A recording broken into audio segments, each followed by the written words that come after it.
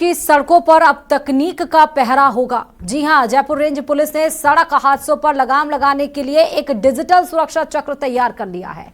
IG Rahul Prakash की इस अनूठी पहल के तहत अब हाईवे पर गाड़ी दौड़ाने से पहले आपको बस एक क्यूआर कोड स्कैन करना होगा। यह कोड आपको बताएगा कि आपके सड़क पर मौत के मुहाने कहां हैं, यानी वो ब्लाइंड स्पॉट्स जहां सबसे ज्यादा एक्सीडेंट होते हैं। पेट्रोल पंपों से लेकर सोशल मीडिया तक इन कोड्स को फैलाया जा रहा है ताकि ड्राइवर पहले से सतर्क हो सके। हालांकि हर ड्राइवर का तक क्यूआर कोड पहुंचाना एक बड़ी चुनौती भी है, इसलिए पुलिस अब गूगल मैप के साथ हाथ मिला रही है ताकि नेविगेशन के दरमियान ही आपके फोन पर अलर्ट ब्लिंक हो जाए। दुर्घटनाओं को रोकने के लिए एक अनूठा प्रयास ये किया गया है, एक अनूठा प्रयोग ये किया गया है।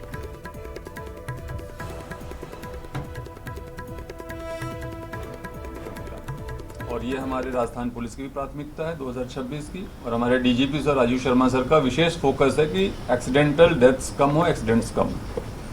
उसके लिए बहुत सारे काम हम कर रहे हैं और उसके तहत जयपुर रेंज पुलिस ने मिशन सेफर रोड्स के नाम से एक योजना चलाई थी, जिसमें के अंदर शुरू में हम लोगों ने लेन ड्राइविंग की, उसमें रॉन्ग साइड ड्राइविंग के खिलाफ कार्रवाई की, जो पार्किंग होती है रोड पे उस पर हज़ारों की संख्या में कार्रवाई की है। उन सब का जो अगला चरण था वो था कि ब्लैक स्पॉट्स की स्टडी करना। तो आईजी ऑफिस से एक टीम गठित करके हमारे डीवाईएसपी लक्ष्मीकांत शर्मा जी, उनके लीडरशिप में हमने एक टीम बनाई और 3 सालों में जहां पर भी डेथ्स हुए थे उनकी संख्या के आधार पे हमने 3 कैटेगरीज में ब्लैक स्पॉट्स को चिन्हित किया।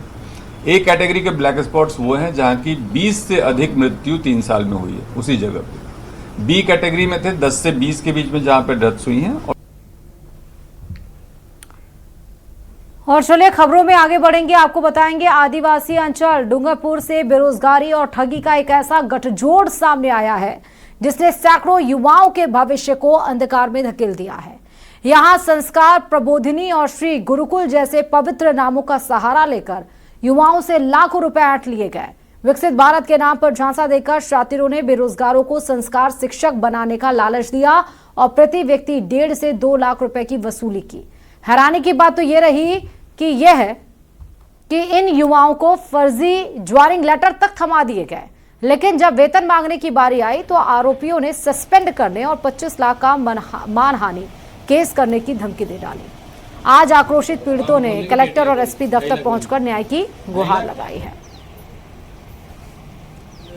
मणिलाल जी यादव, निशान जी डिंडो और अशोक जी पाटीदार, और तीनों ने हमको मोटिवेट किया कि भाई हमारा ये संस्कार पाठशाला आई है तो उसको आपको चलाना है। इसके लिए आपको संस्कार गुरु को 1.5 लाख रुपए देना है और जो संस्कार जो सुपरवाइजर बने उनको 2 लाख रुपए देना है। तो हमने पैसे भरे और हम इसमें जॉब में लग गए। लगने के बाद में उन्होंने हमारे पाठशाला में बच्चों की पाठ्य सामग्री भी दी, 1 महीने का पोशाक भी दिया।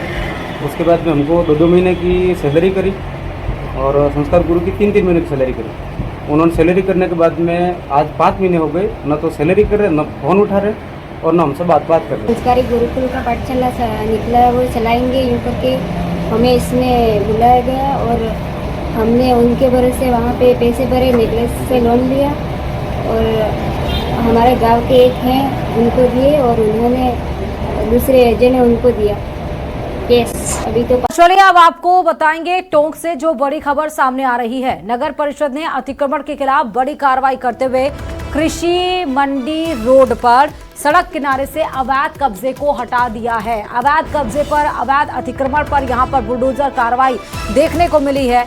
अब कमिश्नर धर्मपाल जाट के निर्देशन पर अतिक्रमण दस्ते ने बुलडोजर चलाकर कार्रवाई को अंजाम दिया। इस दरमियान अवैध रूप से रखे ठेले और केबिनों को भी ध्वस्त कर दिया गया है। तस्वीरें आपके सामने हैं।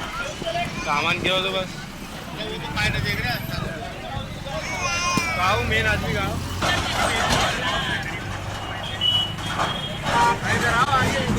जयपुर विकास प्राधिकरण में फाइलों की पेंडेंसी 5 से 6 गुना बढ़ गई है।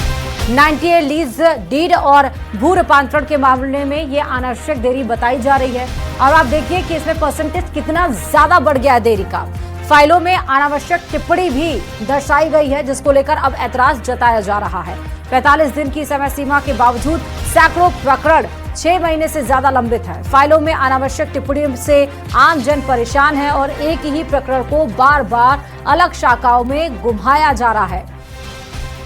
अलग अलग शाखाओं में पत्रावलियों को घुमाया जा रहा है। जेडीए में ऑनलाइन और पारदर्शी सिस्टम के दावे फेल नजर आए हैं। ऐसे में जेडीए की कार्यशैली पर गंभीर सवाल अब खड़े होने लगे हैं। तो जयपुर विकास प्राधिकरण को लेकर इस वक्त की बड़ी खबर है। फाइलों की लगातार पेंडेंसी बढ़ रही है। फाइलों में मामले आ रहे हैं और वो फाइलें खुल नहीं रही हैं। 98 लीज डीड और भू रूपांतरण के मामलों में बेवजह यहां पर लेट लतीफी हो रही है। 45 दिन की समय सीमा के बावजूद भी सैकड़ों प्रकरण ऐसे हैं जो 6 महीने से ज्यादा समय से लटके हुए हैं। फाइलों में बिना किसी वजह से ही जो टिप्पणियां की गई हैं उससे आम जन काफी ज्यादा परेशान है। खबरों में आगे बढ़ेंगे। आपको उदयपुर से अब बड़ी खबर बताएंगे, जहां मुख्यमंत्री भजनलाल शर्मा का उदयपुर आज दौरा है। विधायक उदयलाल डांगी के निवास पर आज सीएम जाएंगे, क्योंकि उदयलाल डांगी के पिता का निधन हो गया है, जहां पर जाके वो शोक जताएंगे। तो आज उदयपुर का दौरा मुख्यमंत्री भजनलाल शर्मा का, उदयलाल डांगी के घर पर जाएंगे, उनके पिता के निधन पर शोक व्यक्त करेंगे मुख्यमंत्री भजनलाल शर्मा। एयरपोर्ट से फिर आज गुजरात जाने का भी सीएम का कार्यक्रम है।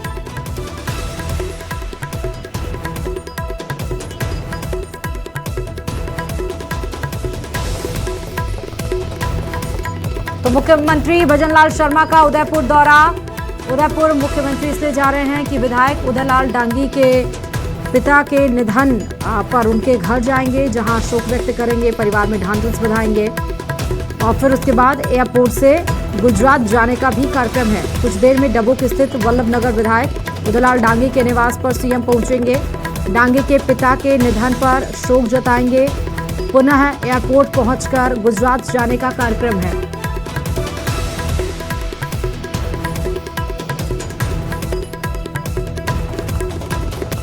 ज्यादा जानकारी के साथ संवाददाता कपिल इस खबर पर जुड़े हुए हैं। कपिल, उदयपुर दौरा सीएम का, क्या जानकारी? बिल्कुल, देखिए, मुख्यमंत्री सुबह उदयपुर आए थे, यहाँ से पाली गए और फिर अहमदाबाद लौटने से गुजरात लौटने से पहले उदयपुर एयरपोर्ट पहुंचे, जहां से वे सीधे सड़क मार्ग से विधायक उदयलाल डांगी के डबोक स्थित निवास पर पहुंचे हैं।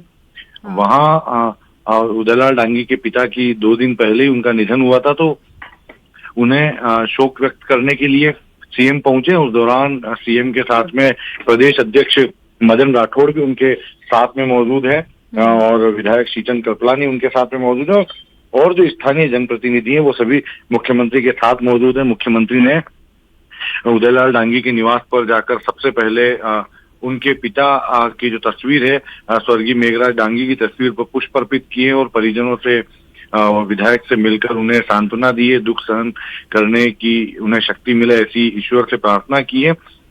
यहाँ से मुख्यमंत्री फिर डबोक एयरपोर्ट जाएंगे और एयरपोर्ट जाने के बाद में वे यहाँ से गुजरात के लिए रवाना होंगे। हालांकि उससे पहले उनका जो कार्यक्रम बना था वो एयरपोर्ट से, क्योंकि विधायक उदयलाल डांगी के पिता का निधन की जानकारी थी, मुख्यमंत्री ने भी इस पर पहले भी दुख सोशल मीडिया पर भी व्यक्त किया था और अभी जब वे उदयपुर एयरपोर्ट आ रहे थे तो वे एयरपोर्ट से उदयलाल डांगी के निवास पर पहुंचे हैं। प्रदेश अध्यक्ष उनके साथ में है। हालांकि यहाँ से प्रदेश अध्यक्ष सड़क मार्ग से बांसवाड़ा जिले के लिए रवाना होंगे और मुख्यमंत्री हवाई मार्ग से गुजरात के लिए निकलेंगे। तो फिलहाल जो दोनों नेता हैं वो उदयलाल डांगी के डबोक स्थित निवास पर मौजूद है और बड़ी तादाद में कार्यकर्ता वहां पर इस समय मौजूद हैं। उदयपुर से विधायक ताराचंद जैन है, फूल सिंह मीणा है, सांसद मन्नालाल रावत साथ में मौजूद, उदयपुर के जिला अध्यक्ष गजपाल सिंह राठौड़ इस समय मुख्यमंत्री और प्रदेश अध्यक्ष के साथ में उदयलाल डांगी के निवास पर मौजूद है। तो स्थानीय जनप्रतिनिधि और जो नेता हैं, विधायक, सांसद सहित, वो सभी मुख्यमंत्री का स्वागत करने एयरपोर्ट पहुंचे थे और वहां से जब मुख्यमंत्री शोक व्यक्त करने उदयलाल डांगी के घर पर आए तो ये सभी नेता भी इनके साथ यहाँ पर पहुंचे। ठीक है, बहुत शुक्रिया कपिल तमाम जानकारी देने के लिए। तो विधायक उदयलाल डांगी के आवास पर दरअसल सीएम पहुंच चुके हैं। उनके पिता के निधन पर शोक जताया है सीएम ने प्रदेशाध्यक्ष मदन राठौर भी उनके साथ हैं और उसके बाद यहीं से एयरपोर्ट से गुजरात के लिए रवाना होंगे। हालांकि प्रदेशाध्यक्ष बांसवाड़ा के लिए रवाना होंगे।